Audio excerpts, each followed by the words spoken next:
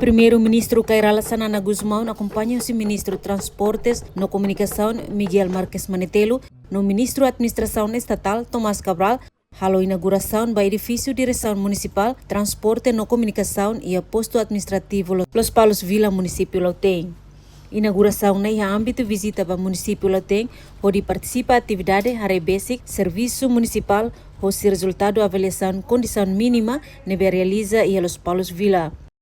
Ministro Transporte e Comunicação, Miguel Marques Gonçalves Manetelo explica, antes nem edifício Kikida, onde facilita funcionários Sira, o serviço, liu a libo receita Sira, o serviço direção RASI. Liu programa de desenvolvimento do município se vai ajuda a edifício da direção transporte e comunicação da hotel. E realiza o também temos a oportunidade, atualmente agradecimento ao ministro estatal, presidente da autoridade municipal dele, o todo o apoio das propriedades estamos fazendo, para a direção para ele,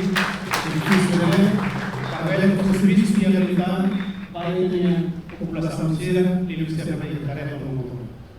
E a Fatin Hanesan, presidente da autoridade município Lautém, Mélio de Jesus, Lori Povo Lautém Ninaran, agradece no governo constitucional, nebefo apoio ao seu orçamento programa desenvolvimento integrado município onde construir edifício né. Agradece no governo constitucional, nebega apoio para município Lautém liu seu orçamento para programa de desenvolvimento integrado município onde construir edifício para a geração do município terrestre e comunicações.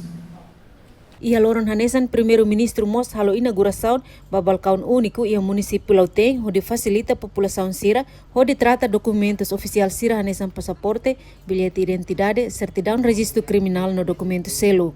E a inauguração do primeiro-ministro mos entrega cartão bilhete de identidade não limitado para ema deficiência. Francisco de Jesus Ximenes inclui entrega certidão registro criminal para beneficiária Marcelina Dias.